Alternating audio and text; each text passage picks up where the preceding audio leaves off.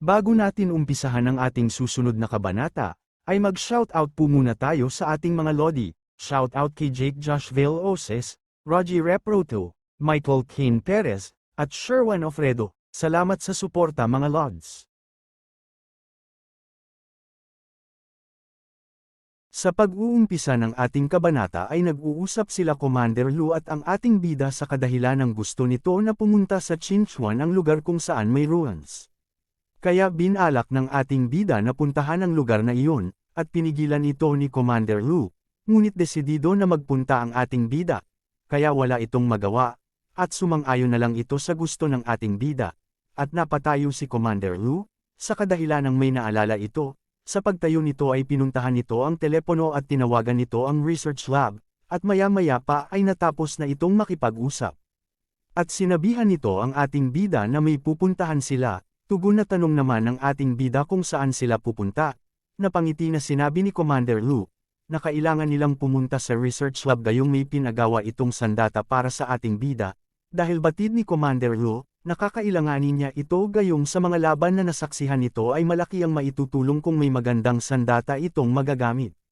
At dagdag pa na sinabi ni Commander Lu, na para hindi ito mag-aalala sa ating bida pag nagpunta ito sa Chinchuan, napatingin na nag-iisip ang ating bida kung ano ang sandatang ibibigay nito.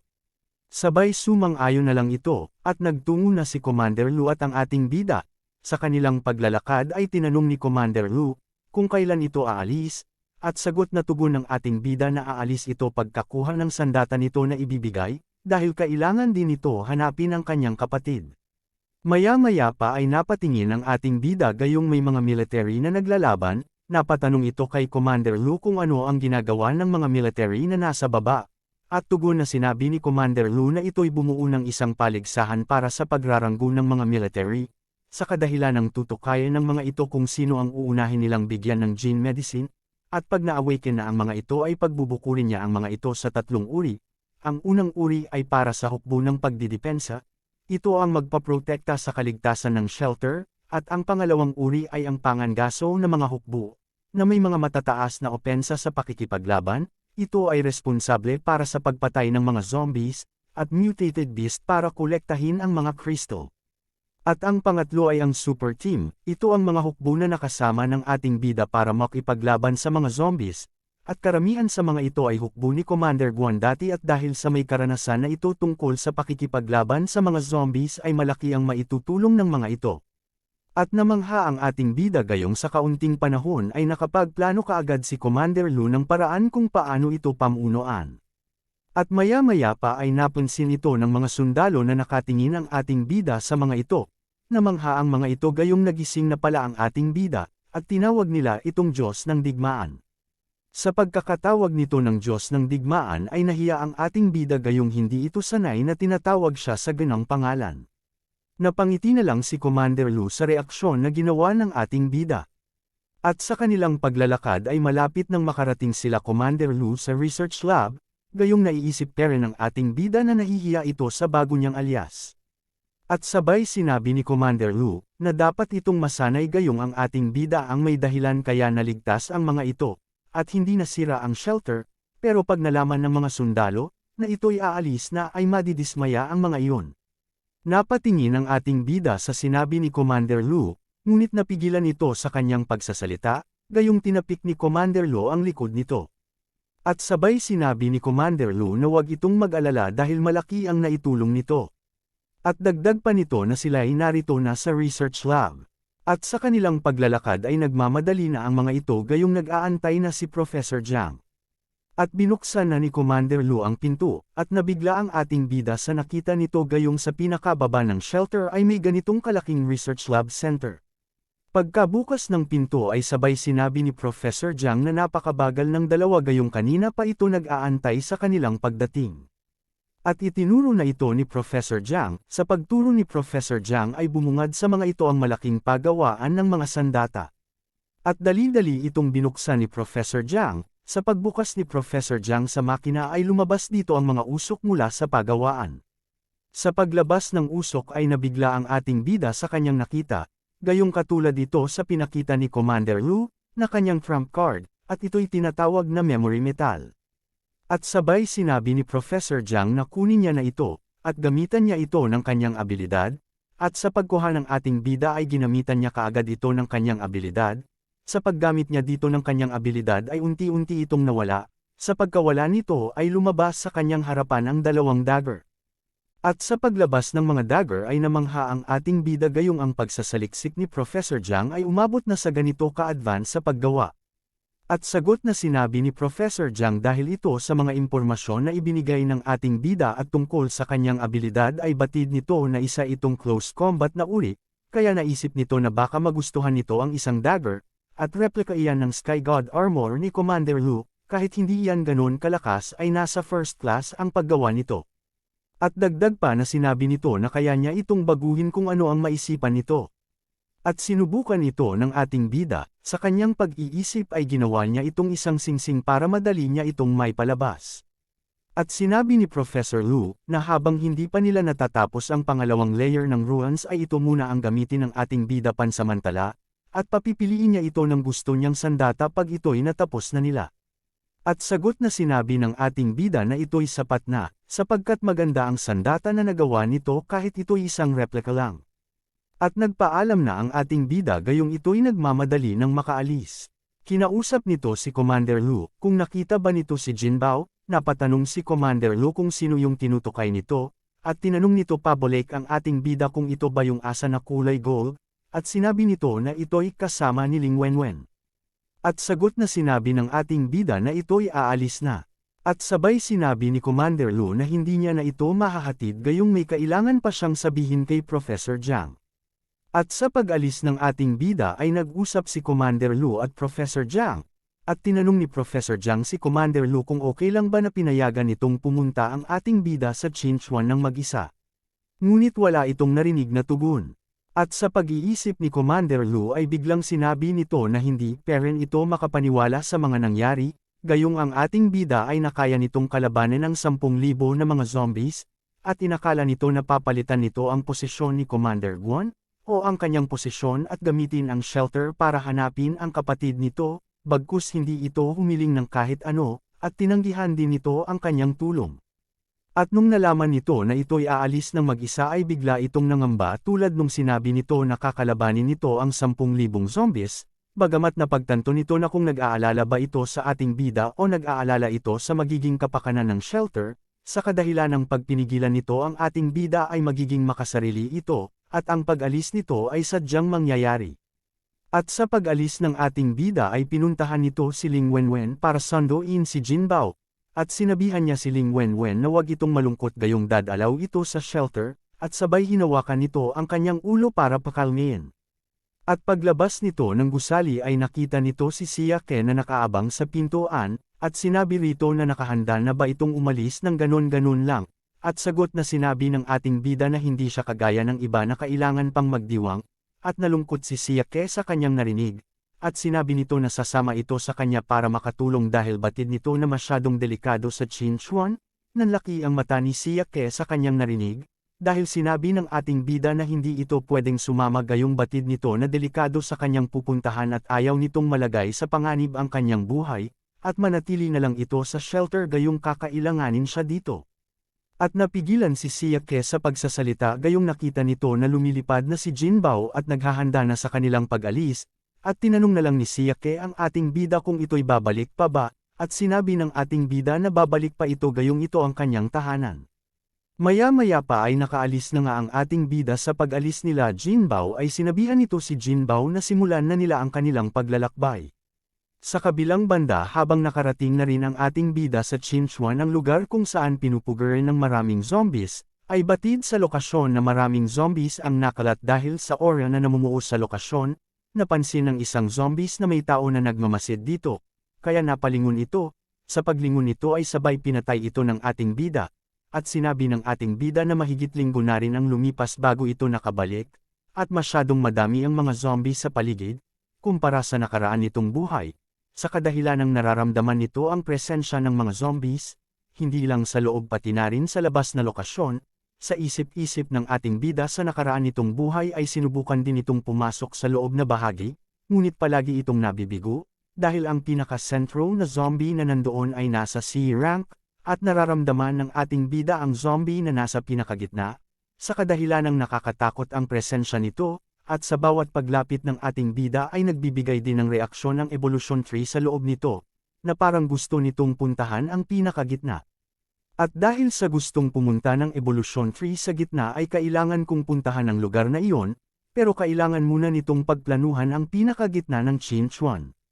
Ngunit sa ngayon kailangan muna nitong magpahinga, at nagtungo na si Jinbao at ating bida sa isang gusali. Sa pag-akyat ng dalawa ay may naamoy si Jinbao, at nagtaka ang ating bida gayong may napuna si Jinbao sa ibabaw ng palapag, at sa isip-isip ng ating bida kung ito ba ay isang zombies, ngunit wala itong napapansin na presensya ng isang zombies, at sinabi ng ating bida na gayong napatay na nito ang lahat ng zombie sa loob kaya hindi nito batid akalain na may zombies pa pala sa loob. At napagtanto ng ating bida na may naamoy si Jinbao ng isang malakas na presensya galing sa zombies at ang presensya nito ay higit na malakas pa sa ating bida, at naghanda na ang ating bida, nilabas na nito ang kanyang sandata, sinabihan niya si Jinbao na wag muna itong gumawa ng kung ano, dahil gusto ng ating bida na alamin muna kung sino at kung ano ang mga ito.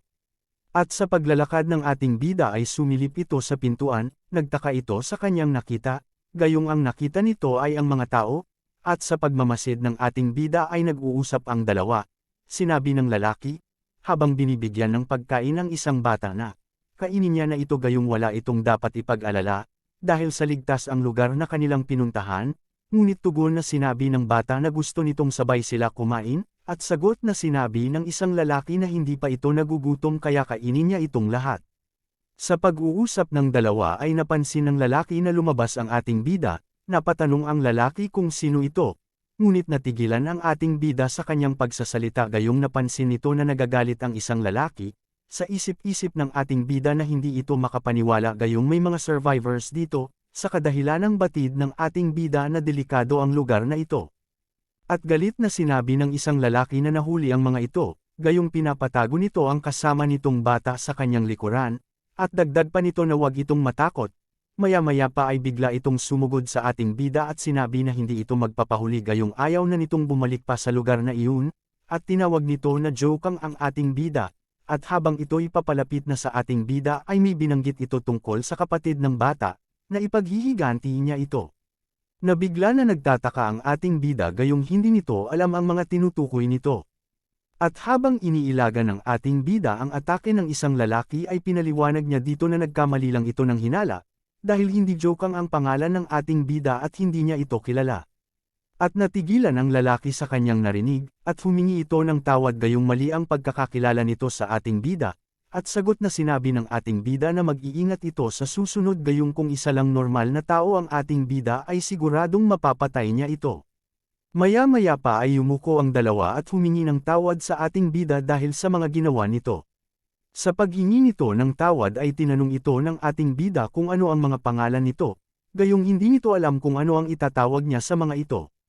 At tugon na sinabi ng isang lalaki na siya ay si Chen Jihao at naikwento nito ang pangyayari, makalipas ang 15 minuto ay natapos na ang pagkwento nito sa ating bida, at nabanggit nito na ito'y galit na galit kay Jokang sa kadahilanang ni rape at pinahirapan nito ang kanyang kasintahan na siyang kapatid ng bata, na si Huan Huan. At dahil doon kaya ito namatay at ipinakain sa zombies. At dagdag pa nito na gusto nitong patayin ang mga taong may kagagawan ng mga nangyari. At si Huan Huan na lang ang natitira, kaya pinuprotektahan niya ito sa kanyang makakaya. At nagagalit ito sa kanyang sarili sa kadahilanang sa pagiging mahina nito ay hindi man lang nitong magawang ipaghiganti ang kanyang kasintahan. At tugon na sinabi ng ating bida na hindi niya ito kasalanan sadyang may mga tao lang talaga na sumusubra ang pagiging pagkahangal ng mga ito, at nagawa pa nilang ipakain ang tao sa zombies. At sinabi nito na ganoon ang ginagawa ni Jokang, inaaakit nito ang mga zombies gamit ang mga tao at para epakain ang mga tao. Sa pag-iisip ng ating bida ay nagagalit na nagtataka ito, sa kadahilanang pinapakain ng tao ang isang zombies, kaya nahihiwagaan ito batid ng ating bida na tukuyin ang totoong dahilan, at sa pag-iisip nito ay biglang nitong naalala ang isang bagay. Kaya tinanong ng ating bida si Chen na ipakita nito ang kanyang mga braso, at sumang-ayon naman ito.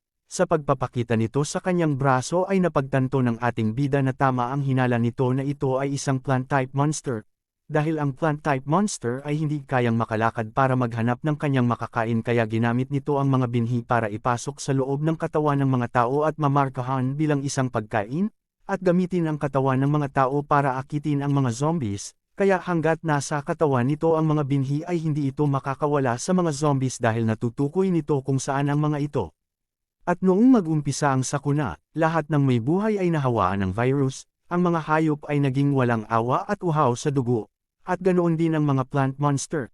At kung ikukumpara sa tao at mga hayop ang plant-type monster ay may kakaunting espesyalidad, dahil ang kakayahan nito ay dagdagan ng buhay ng isang tao, at habang nabubuhay ang plant monster sa loob ng katawan ng tao ay mabubuhay ito ng matagal, at ang isa sa kakayahan nito ay ang pagpapagaling, kahit gaano man kalala ang natamong sugat ng isang tao, ay kaya itong pagalingin ng plant monster.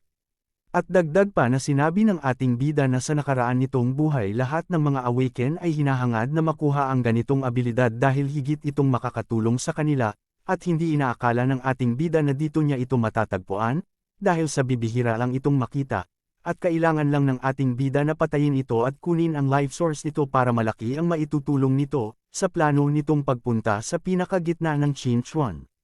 Nagulat ang ating bida dahil kanina pa ito tinatawag ni Chen pero hindi ito sumasagot, sa kadahilanang ang lalim ng pag-iisip ng ating bida, at sinabihan na ng ating bida ang mga ito, tungkol sa binhi na nasa kanilang katawan, kaya madali lang silang natutukoy dahil dito.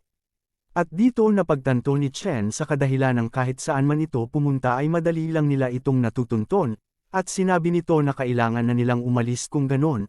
Ngunit sinabi ng ating bida na siya na ang bahala sa mga ito, dahil sa mga nalaman ng ating bida ay hindi lang ito uupo at walang gagawin, at dagdag pa nito na tutulungan niya ang mga ito para paksain.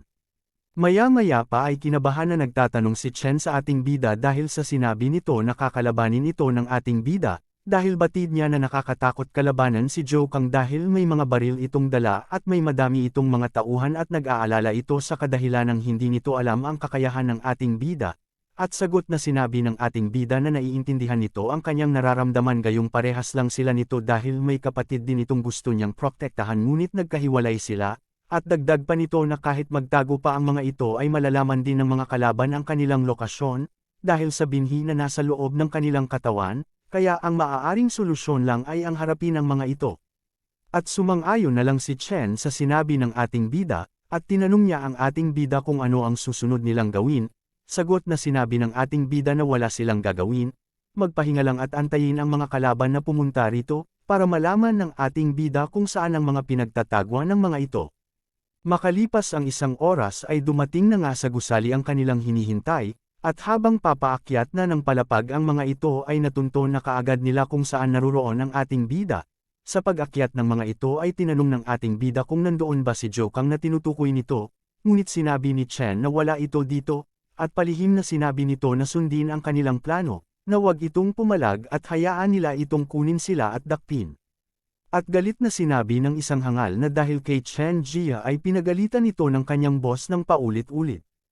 At inambahan nito ng suntok si Chen Jia, sa pagkasuntok ng hangal ay nabigla ang ating bida gayong hindi nito inaasahan na haantong sa ganito, ngunit pinigilan ito ni Chen Jia at nagbigay ng sinyales na ayos lang ito. At napatingin ang hangal sa ating bida, at sinabi nito na kailangan na nilang dalhin ang mga ito, para mabigyan sila ng reward at tiyak matutuwa iyon dahil may bago din silang nadakip, at dinala na nga nila ang ating bida, naging matagumpay ang kanilang unang plano. Sa kabilang banda naman sa kaganapan kung saan ang kanilang himpilan, ay may isang sumisigaw at nagmamakaawa sa loob ng kwarto, at habang binabantayan ito ng mga gwardya, ay sinabi rito, na ang kanilang boss ay nawili sa paglalaro, katulad ng pagpapapasok nito sa isang nobyo ng babae, at hinahayaan niya itong manood habang ito'y nag-e-enjoy. At sagot na sinabi ng isang bantay na mukhang si Lifang ang batang iyan, siguradong may kasuklam-suklam na interes si boss sa kanya, gayong sa ganitong uri ng environment, ang maghahari ay ang mga taong malalakas at pwede magtupad ng sariling batas. At sa loob ng kwarto ng kanilang boss ay sumisigaw ang nobyo ng babae dahil sa mga ginagawa ng boss sa kanyang nobya. Galit na galit ang kanyang nobyo sa kababoyan na ginagawa nito sa kanyang nobya. At sinabi ng boss na maganda ba ang nasaksihan nitong eksena, at inaasar nito ang lalaking nakatali sa upuan, At dagdag pa na sinabi nito na bakit ito nagagalit gayong dapat itong magpasalamat dahil kung hindi sa kanyang kasintahan ay matagal na itong namatay, at dapat sisihin ito ang kanyang sarili sa pagiging mahina at walang kwenta, at tinanggal ng boss ang nakatape nito sa kanyang bibig para marinig nito ang kanyang sasabihin, at sinigaw nito na pangalan ni Joe Kang at minura niya ito, binalaan niya din ito na ito'y papatayin niya. Ngunit sa pagsigaw nito ay inambahan ito ng isang malakas na suntok ni Joe Kang, at sabay sinabi nito na magaling lang itong tumahol katulad ng mga aso. At sinipa niya ito hanggang sa ito'y manghina, ngunit sambit na sinabi ng nobya ng isang lalaki na dapat tuparin nito ang kanilang napag-usapan, nahahayaan sila nito pag ito'y pumayag sa kanilang napagkasundoan.